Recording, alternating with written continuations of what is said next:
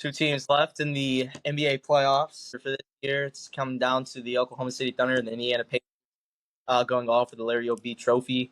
We're going to talk about that today and look at also the conference finals and get a couple of hot takes, I guess. We'll see what happens. This is Balling Out, Shawn, and no introduction needed, but we got our boy Gavin Goerke back Yes, on the sir. podcast. Thanks for hopping on today. I want to hear your basketball takes and everything like that. And he mentioned, I didn't even realize this, Graham, but he said that he hasn't been on this season. So, we definitely got to hear what Yeah, no idea. We've has been lacking. Well, I think the last time I was on was when I was talking about how the Sacramento Kings were That age like milk, brother. bro.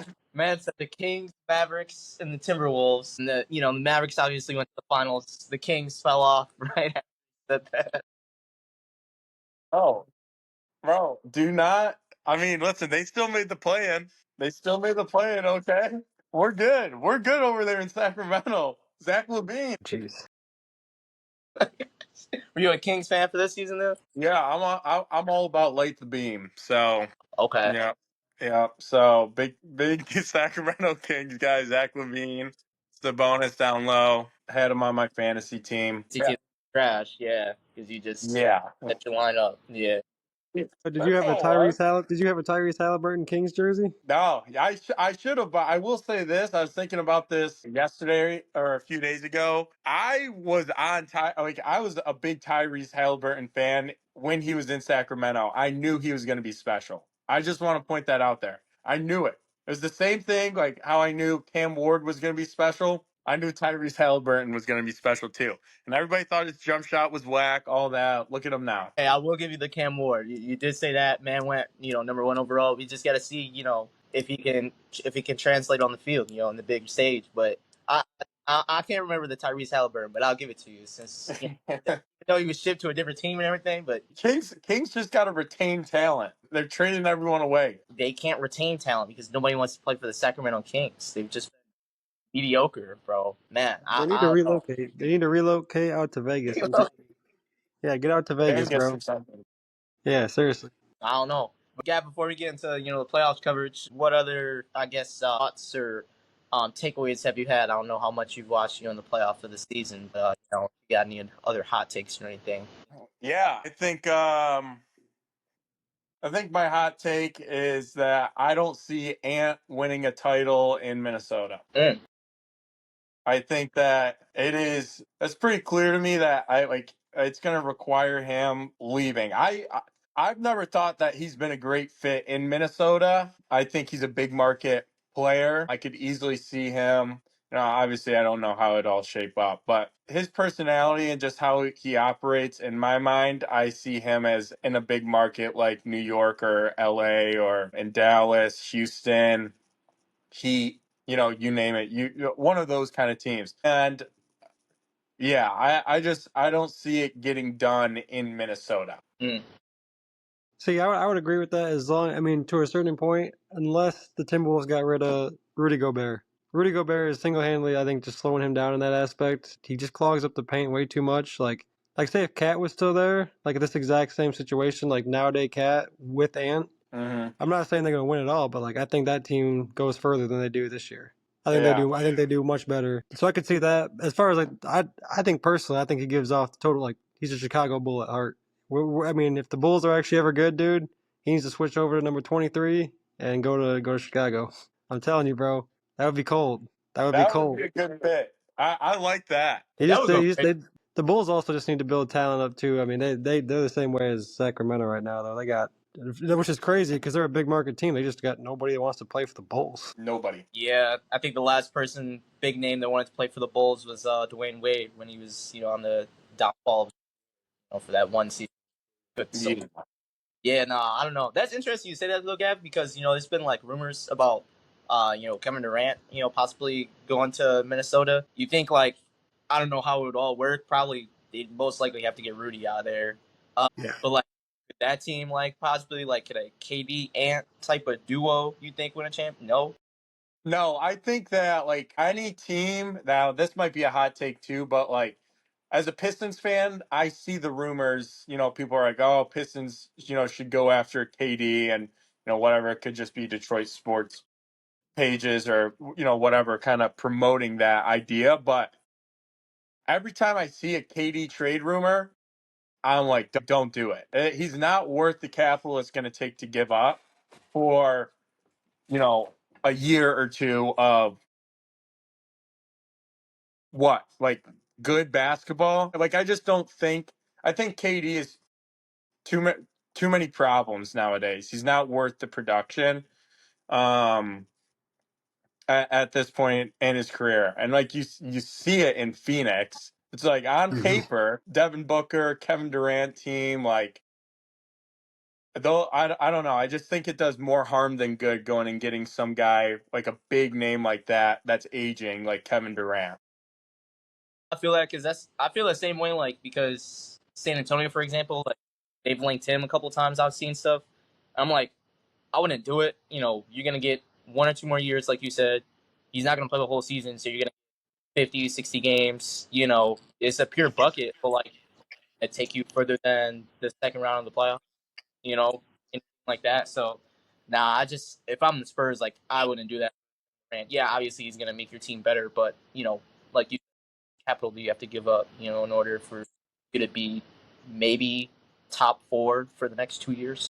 Yeah. And I think it also depends on who like Katie has meshed with. Like Brooklyn was a failure. Golden State was special, but I think that's just because like guys like Curry and Thompson, those are team guys. Like yes, they're shooters and stuff like that, but they're team guys. And I think that's who Katie meshes the most well with. And that was years ago. Not to say Ant's not like a team guy. Like you can see in interviews, he always has his guys back and stuff like backs and stuff like that. I don't know. I think at this point, I don't think it'd be a good move. Yeah. No, I Yeah, it's, agree. it's like what you guys both said. It's like it'd be a whole thing with Phoenix all over again. Like on paper, like you said, yeah, it's phenomenal. It looks good, and that was even back in the day, and it still didn't work. Still got them nowhere. And actually, the Suns are in a way worse spot than they are now, than they were back then. So it's just like, especially about the Pistons, that's just terrible. Like we're set up to like maybe build a good team around Cade and some of these other younger guys, and with KD, you're getting rid of half those younger guys, and you're taking a chance like right that season. And there's just too much. The risk ain't worth the reward. I don't think. Because I don't think any of those teams are gonna. I don't think any of those teams with Kevin Durant would be like a finals lock. And if I'm doing that, No, like giving away everything, it's got to be more or less a lock to get to the finals. And I just don't see that at all. yeah, I was gonna say like you take it like a team like the Pistons or a team like the Spurs or like any of these or even the Timberwolves like that are right now. Of course, the Spurs didn't really do anything this year, but we just know that they're going to be good in the near future here. But Pistons or Timberwolves teams like that where okay, you have your superstars now you build specifically around those guys. Like yeah, and that has to be calculated very carefully. If you go and get a guy like, oh yeah, let me give up 2, 3 first rounds for a guy like KD, where the name is awesome on paper, he's a scorer, he's one of the best basketball players we've ever seen in our lives, but like, and just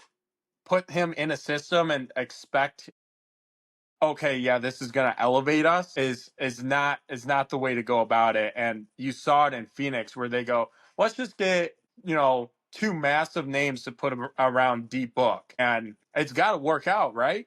And it's like clearly it didn't. Like, what really is the issue in Phoenix? Is it yes, there's injuries, but also when they were playing, all three of them were on the floor together. It's like Bradley Beal looked mid at best. D Book fine, and then KD fine, but they're still losing basketball games, and so it's like I don't know. Yeah, It's the I think same thing with all these big teams that got like one like a great player on their team, and they go to the bench, and you see what happens. So all of a sudden, like with they say Jokic, for example, like with him on the court versus him off, they're like minus whatever the heck it is. It's the same thing with that.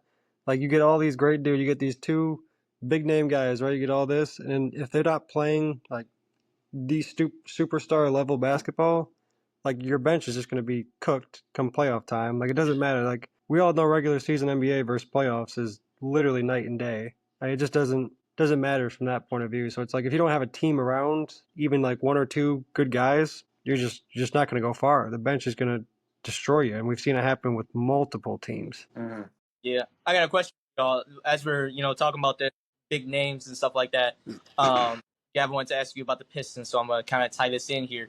You think the Pistons after this year, you think they should this offseason go get a big name, or to pair with Cade, or should they wait, kind of maybe retool, not like completely run it back, retool, let Ivy come back, see how it goes, maybe reassess at the trade deadline or something. Yeah, I think it depends. Like, I think definitely retool with what we have. I would not necessarily please do not let bees walk, or especially 'cause, like, he's a guy you could loves the city, embodies what the city's all about. I found that's like specifically with the Pistons.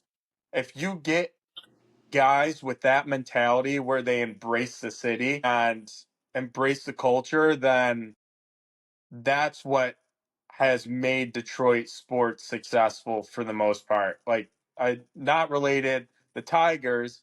It's not necessarily like they have a bunch of huge star-studded names, right? Like they have Scooble, but he was homegrown. But they have a bunch of guys that embrace the grittiness and like the city and stuff like that. So if it's a big name, Devin Booker would be the only one that I would probably be like yes, that's worth it because he's from Michigan. He already kind of embodies the city. I can see that giving him like a second boost. Like, okay, like now I'm putting on for the city, like I'm putting on for the team, and it's a good team. Like, let's get this done. Like that would make sense in terms of a big name, but um I would retool, bring back the pieces we need to bring back, maybe add a little depth or something like that, and then reassess at the deadline. And if we're doing the same thing and on a similar track and someone becomes available, like a D book or something like that, then yeah, for sure. I Yeah, I mean, mean, Shawn, you've asked me that too. I said the same thing with D Book. Like D Book's the only guy. Cause like I don't want no Kevin Durant this offseason in terms of free agents. Like there's not anybody that I'm like, oh yeah, that's gonna change our team completely. So it's like I D Book. He comes in there. He doesn't have to be on the ball. Definitely, I'd say benefits from being on the ball as well, but like doesn't need to be. And he's solid defensively. Like at the end of the day, like he'll just get the job done. I think he'd be a good, number two hitter there with Cade. Mhm. I think that's really the only like big name I'd go for. Like I thought about Laurie, like Laurie Markkinen would fit, with how the team is constructed. Tobias, I believe in Tobias, so I'm a supporter. Like you said, he's been repping in Brewery City for his whole career. He's got something Detroit or Michigan related on. So I mean, might as well. Finally got a good team, so come on home. Yeah, I see the Zion rumors and stuff like that, and I mean, like, it's talent wise, yes. Can he stay on the floor and all like the stuff that clear like he goes through? It's not worth messing up what we've got brewing. Yeah. And as a Detroit fan, I know you both can agree. Like, we're starting to see like the positives and the fruits of being patient, and building the culture and bringing in the pieces that we need to bring in, but not necessarily, you know, going crazy and trying to bring in like these massive mega names to try and save the team. So yeah.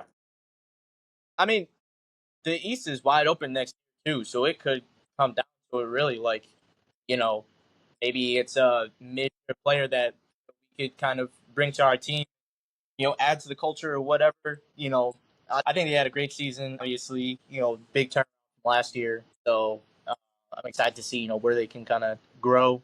And Cade gets to that. I think next year he'll be in them MVP discussions. I think he's ready to take that leap. He had a healthy year. He was healthy most of the year. Had a good team. So I think that kind of plays a part of it too.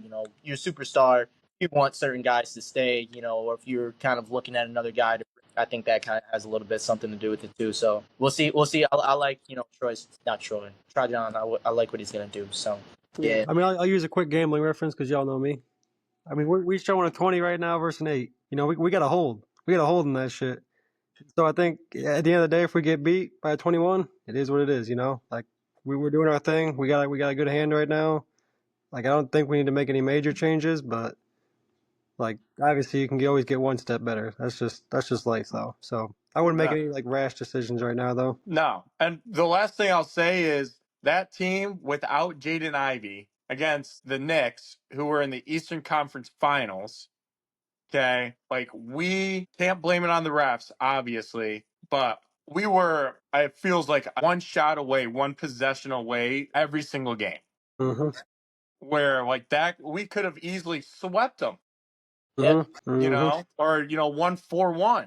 So that's something to remember. And what I left the season as with such a positive as a Pistons fan is like, yeah, it's super disappointing knowing that we could have so easily won that series, but like, wow, that the Knicks, they made the Eastern Conference Finals and we were a shot away the entire time. So really. Yeah, no, I mean, it was a shot. You look at that game 3, that Tim Hardaway Jr. shot. So, they call a foul or that goes in. I think the series changes, and of course, not blowing the big lead in game 1.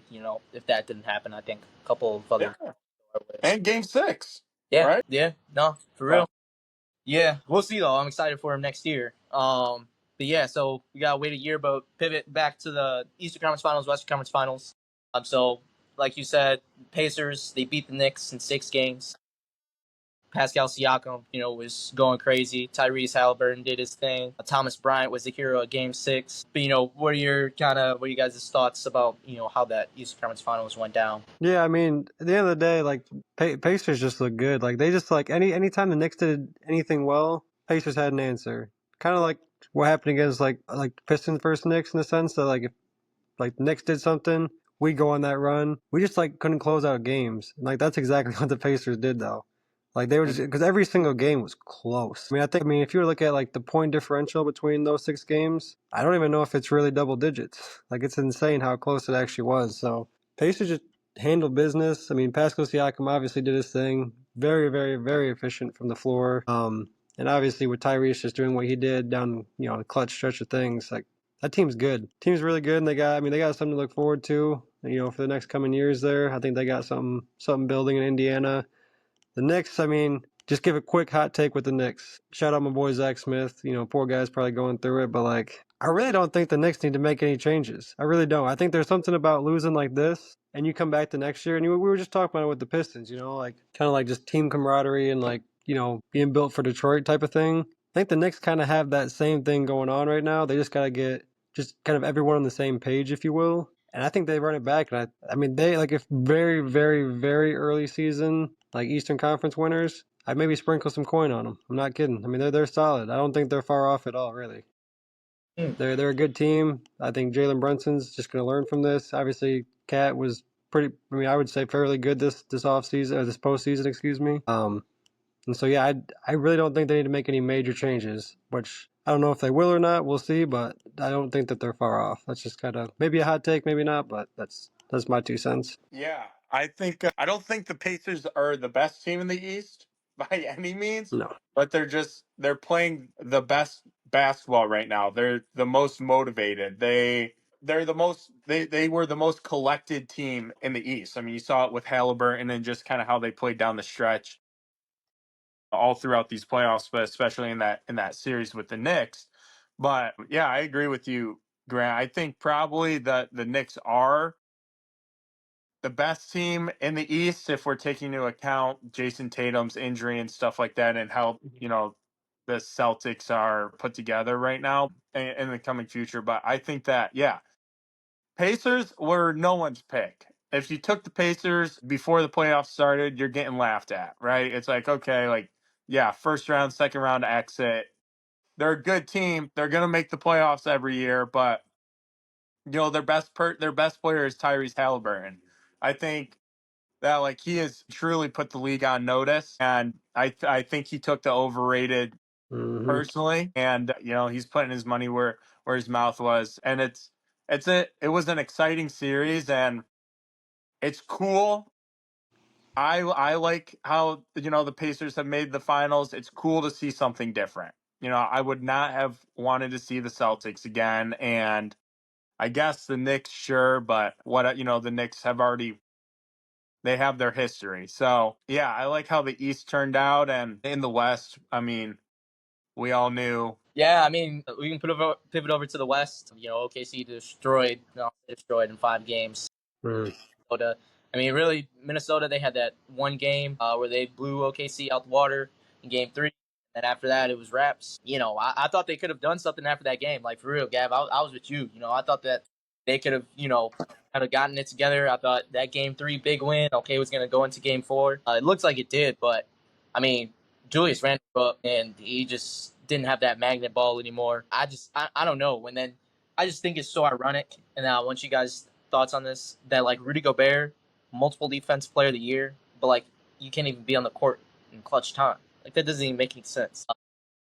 I think the Timberwolves need to just get rid of Rudy. I don't know where he goes, but I think they need to try to get off of him. He's been there for a minute, and try to maybe not go for a tall wing defender. Especially if you got Julius. You re-sign Nas Reed. You can get a simple center. And try to retool something. But Yeah, I'll say this: you look throughout that series, right? Okay, you have Gobert on the floor, right, with Ant. Gobert is just down there. Okay, so then what do you do? I mean, the focus is already on Ant defensively, right? But it just makes it that much easier to put the focus on Ant defensively. And you saw that interview. I forget after what it was, after Game 4, I think. But he's like, yeah, I thought I played a good game, and he had like 16 points. He's like, I made the right plays. But like how the Timberwolves are constructed, sorry, Ant. Like you're gonna like that. You're just going to have to. You have to go for 30 or whatever it might be. And if the Thunder are able to take that away from you because Gobert is on the floor too, and besides being great defensively is nothing, then you're setting yourself up for a tough time for sure. yeah, Yeah, and the Thunder's defense is already solid. Like as it is, Thunder already have like, I mean, their defensive ratings this postseason have been phenomenal. But like when you put someone that's got no skill, no talent, nothing, and you just stick them down there, that's gonna be tough. Like honestly, Timberwolves do need to drop him, send his ass out to freaking Asia or something like that, play for the Guangdong Tigers or something. I don't really care where he goes, but nobody in the like you just said, if you're gonna be the defensive player of the year 2 years or whatever, and you can't even play the clutch time minutes on defense, you get cooked by Luka in the playoffs the year before or whatever. It's just like, I mean, how much more do we got to take? Seriously. Like, and then I think it's just highway robbery too for all these other guys for defensive player of the year, just kind of pivoting to that super quick. Like, he has no business being in conversation anymore. It's proven it time after time. Like, no disrespect to the man, but he ain't got it like that. It's just not. I don't know how else to say it. The dude's just not the same. I mean, he had one good game, and of course, it comes against the Lakers. But I digress. Yeah. But like, yeah, it just. I mean, he's got no business being on that Timberwolves team, and that's why I kept saying too earlier. Like, I don't think the Timberwolves are far off. I don't think Ant like needs to go. I'm not saying he'd do. He definitely, I think, could do better other places, but like, get rid of Gobert, give him some space down low to actually drive the ball. I mean, if he could work on his mid range a little bit more too, like, I think that just is going to be even more deadly.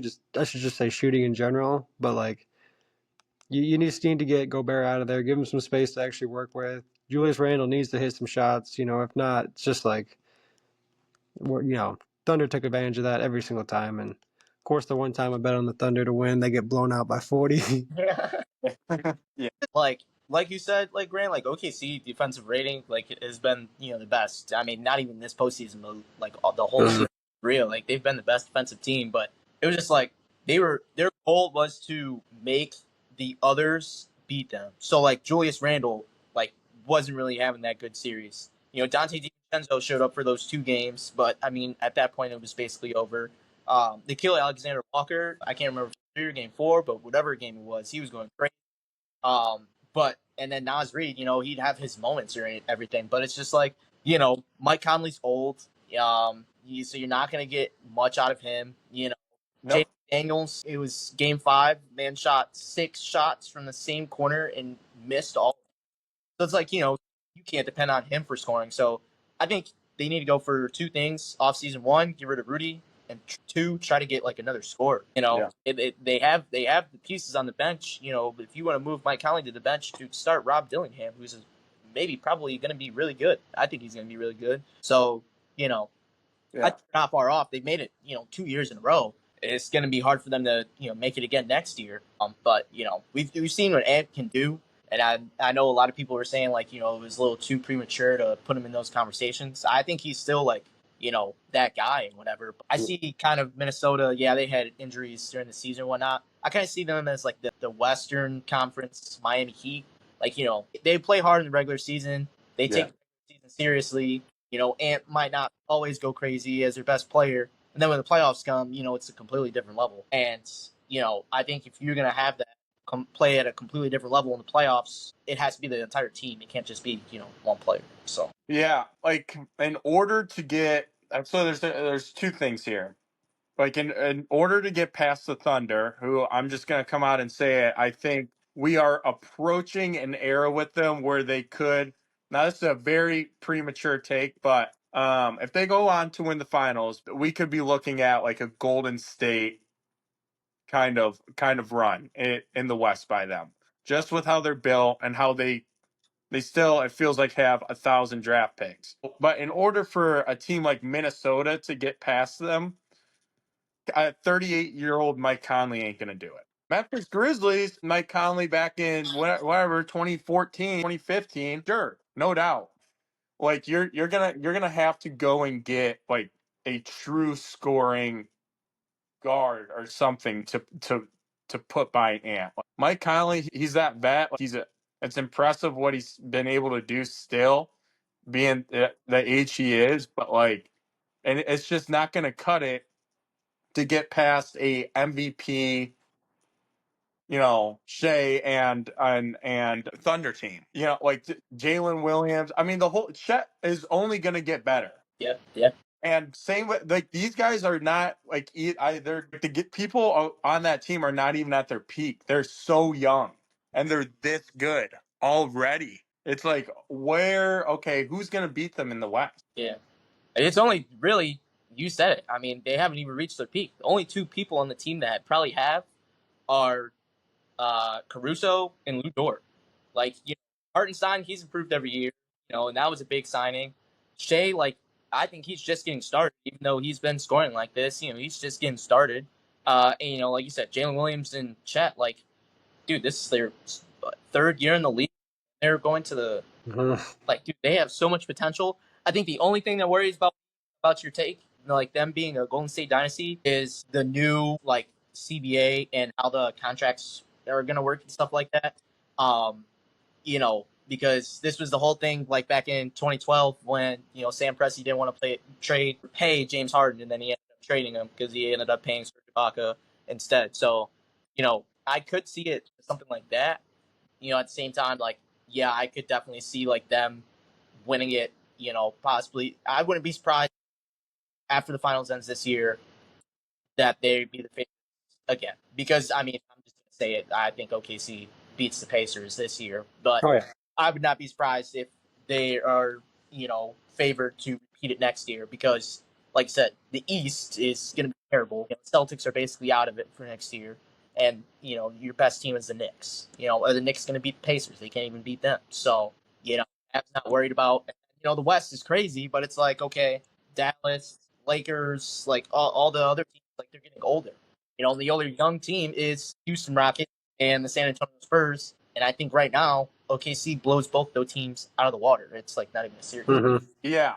And like here's my comparison to Golden State, because I agree with what you're saying in terms of, are they going to be able to retain everybody? No, I don't think they will be, right? Like they're in a perfect storm right now where the young guys, they haven't necessarily gotten their super maxes yet, right? Like Jalen Williams and stuff. But you got back in the day, the Warriors, they had their three, right? They had Draymond, Clay, Steph. Okay, look at the Thunder. Shea, point guard. Jalen Williams, right, and then Shaq, right. I think if you're able to retain those three, and then if you can't pay one or two of them, can't afford Lou Dort or Caruso or Hartenstein, or down the road, like fine, you're gonna be able to like replace that, I think. But if you have those three and they're only getting better, and Shea's already won a MVP, like yeah, I can just see, and with the draft picks that they still have, Mm-hmm. it's the same with Golden State, right? It's like they had the second overall pick, and they drafted Wiseman. He was a bust, but it's still the fact. It's like when they drafted Wiseman at number 2 overall, everyone's like, "Oh my gosh! Like, how much more help do they need?" And we'll see how the Thunder draft picks, play out. But they've been stacked over the years. So if they can't pay one guy, it's like, okay, we draft another one in and go from there. So obviously we'll see as the years go by, but it's the closest thing I've seen potentially since Golden State. But we'll see. They still have to win one, this year. So For sure. I would even go up a level Golden State. I'd say San Antonio because I mean, just because of the draft picks, like San Antonio, they never really traded for any big name or anybody. They just drafted dudes, and next thing you know, they were stars making a name for themselves. So that's the thing too. I think they have like I want to say like 12, 13 draft picks over the next 4 years. So really, like if they like won it this year and said, "Hey, we want to go get Giannis. We'll give you Lou Dort, Hartenstein, Fruit. We'll give you everybody. We'll go get Giannis. Give you 4 draft picks, and they can still probably draft, a couple of rotation players, and pick up a couple of guys that want them in, and still win it. Like, that's deadly. But I could definitely, see something happening like that in some worlds. I don't know. It's crazy. Yeah, Well, they're in such a good spot. I mean, draft picks are just different, though. That's all it is. It comes down to it. Like, well, I won't beat the dead horse in anymore, but like, yeah, I mean, draft picks are just going to get that team to the next level there. I mean, like you said, they can trade for whatever they want, really, because it doesn't matter. Because they're already, I won't say like the peak of what they're getting into, but like we can see what's about to come with this team, and like it's scary for the West, man. yeah. West is already going to be tough as it is, but like the Thunder are just set up perfectly for like those battles there. It's just gonna be very interesting, and they're also winning the finals 4-1. It'll be a quick 5 games, very quick. Yeah, okay. that's my prediction. Gab, what's your prediction? Yeah, I think I'm gonna go 4-2 Thunder. I think Thunder jump out to 2-0 lead, right? And then Pacers get their 2. And then I think the Thunder just lock in for games 5 and 6. But I will say now is not that, like, at the start of the Knicks series, right? You take the first game 1, Knicks Pacers, right? You go into the fourth quarter, you're already counting this, like you're already like, yep, all right, this is what we expected. Knicks in 4, Yeah. right? It's like, yep, good run, Pacers. And then they just pulled the most bizarre, insane comeback out of thin air, and stole game 1. So 2, but I seriously would not be surprised if this is a game 7, or if the Pacers, like if Pacers were to win the NBA Finals, I wouldn't even be surprised. Because you also have to look at it, right? Like both teams, this is their first finals for who on either roster has played in an NBA Finals? Anybody? Caruso, Siakam. Caruso, I think those are the only two. Caruso, and Siakam. So Yeah. right, so one on each team. That's it. So it's like anything can happen when the stakes are at their highest, right? Like we're gonna have to see how dudes respond. Like, do I think Halliburton is gonna live up to the moment just based on what I've seen? Like, I really do, But who knows on the Thunder? So I don't know. I think it's gonna be a really interesting series, but on paper, Thunder 4-2. Yeah, I'm with that. I think Thunder at 6. I think the Pacers can make it interesting. I just think that they just need a couple of things to go their way. Saying like, limiting turnovers, getting back on defense. Like when they push the pace, fast break points, like that's gonna be great. But like, else do you guys think the Pacers need to do in order, I guess, to extend it to 7 games at least, since we're going at least max 6. End of the day, I mean, go go ahead, ahead. Grant. I was just saying, at end of the day, like the Pacers got to get their offense going. Like the whole thing we've talked about with the Thunder is like they just shut teams down, and I think if the Pacers go on like the same kind of lulls you saw like when the Knicks were clamping them up. I don't think it's going to be the same battle. Like I think the Thunder are going to put BTA at that point, and from there, I don't know if you're making the same comeback that you did against the Knicks. So, like at the end of the day, you got to have consistent, steady offense. The shooting's got to be there. And Tyrese has just got to be making the right plays. I know we all know how good he is, like as a passer. I want to see him also like start making his shots too, though, because we saw that last game against the Knicks too. He just came out cooking. I think he made like the first three pointers he had or something like that. Like if you can get that type of Tyrese out there, and obviously get a couple stops there, do what you can to contain Shai. Like Shea, I don't think you're obviously gonna like shut him down or anything like that, but like you gotta limit what he's getting out there. Don't make things easy. Kind of what we've always said too. Like make somebody else beat you.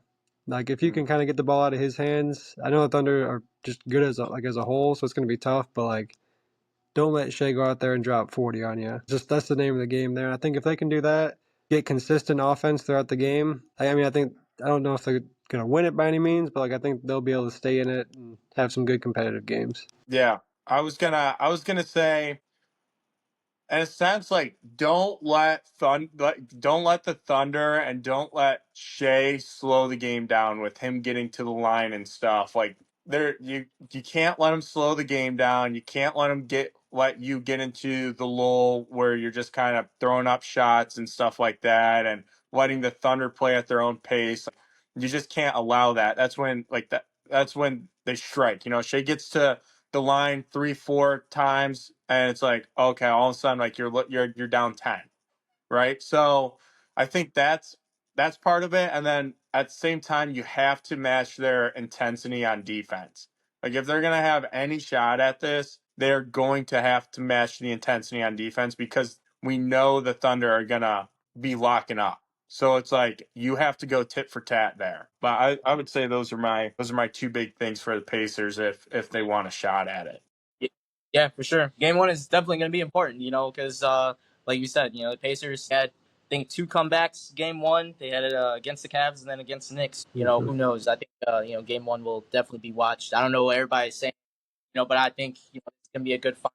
We get to see a team win the title for the first time, and it's something different. It's no LeBron, Steph, no Miami Heat, none of the historic teams. Some team is writing their own legacy. Some players are, doing something that they never thought they before. Never did I think I'd see Miles Turner in the NBA Finals, before Joel Embiid, bro. And Miles Turner has been on the trade block all his career.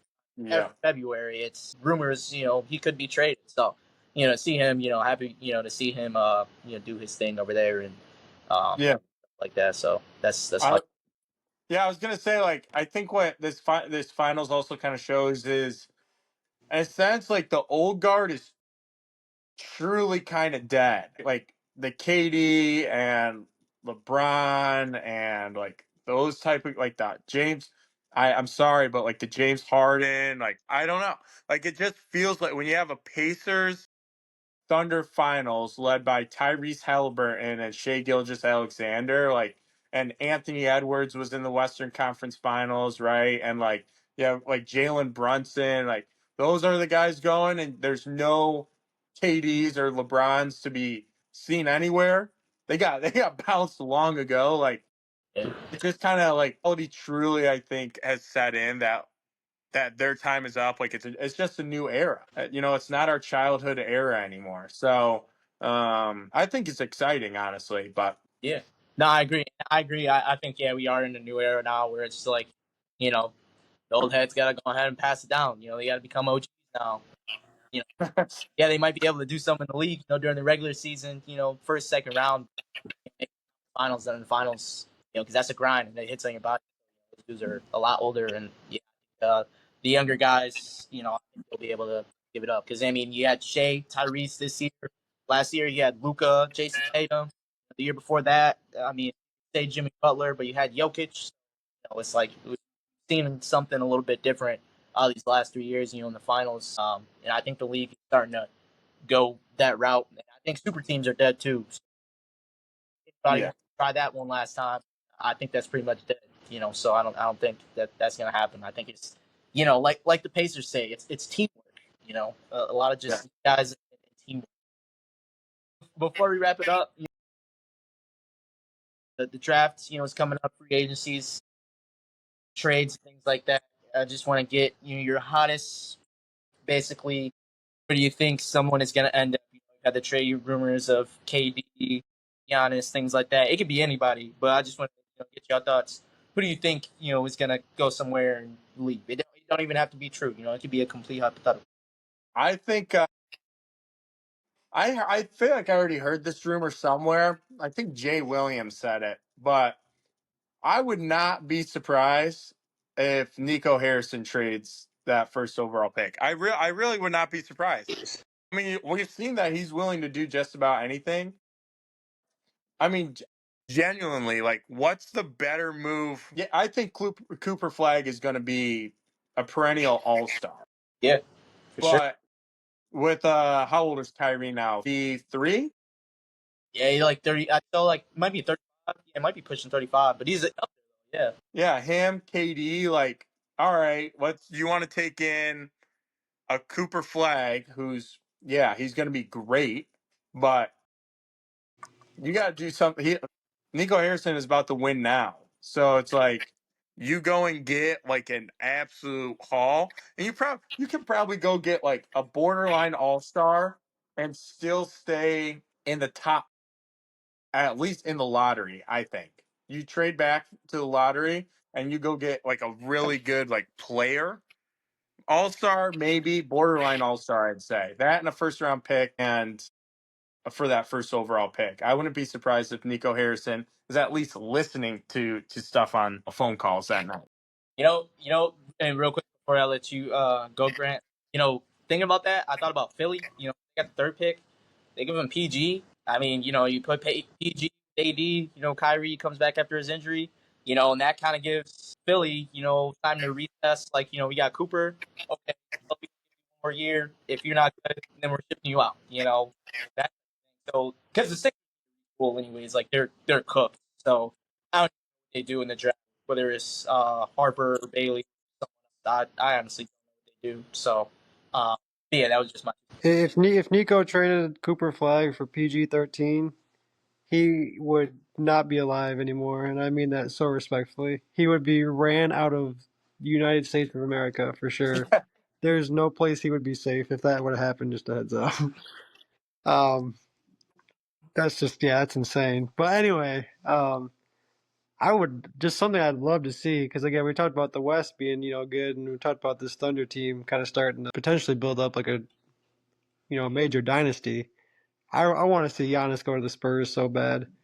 I think if Giannis would go to the Spurs, I think that would be straight cinema in the West there for a good little portion. Because obviously we got De'Aaron Fox is extremely young, Wemby is extremely young, and Giannis is a proven champion that can do it all. So it's like, and that team would be so good defensively.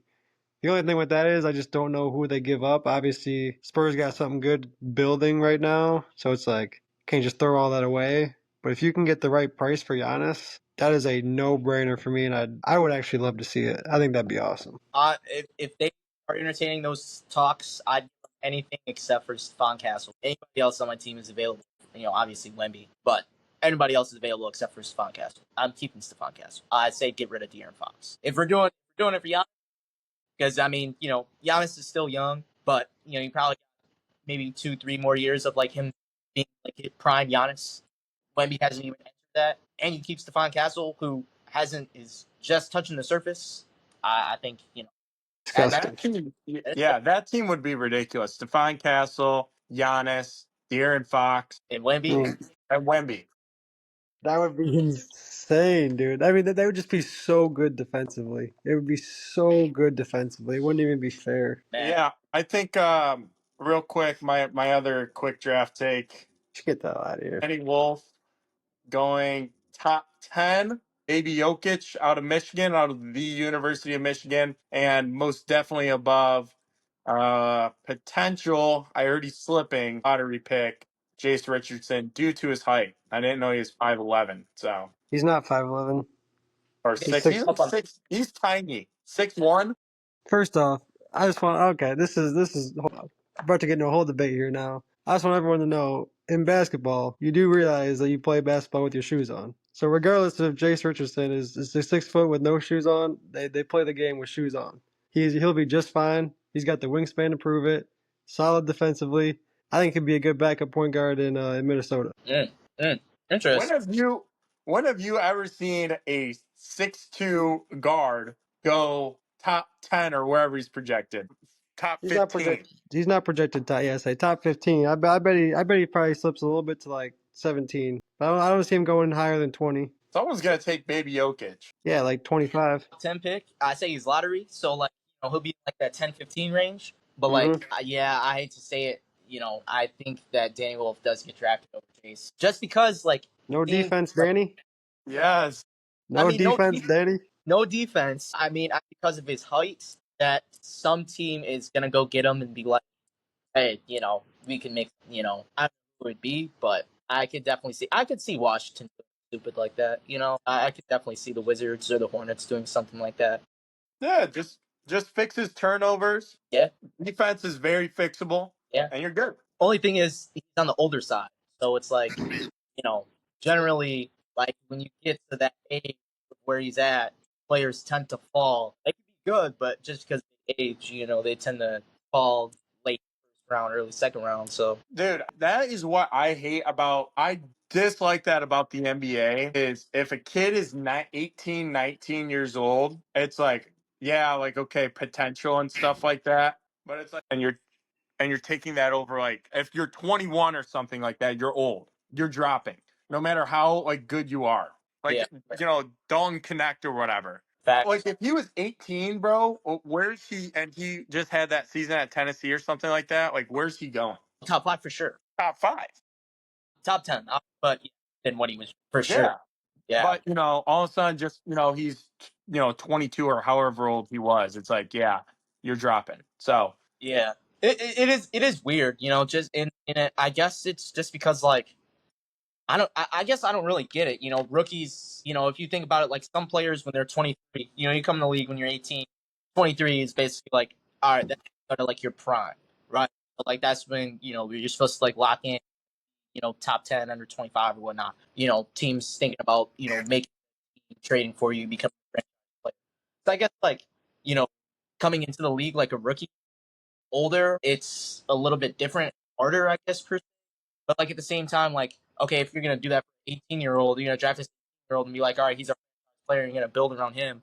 Why can't you do it for like, a 22, 23-year-old that he can do something? You just have to, fix some things around him. So I don't know. yeah, that's interesting. No, for sure, for sure.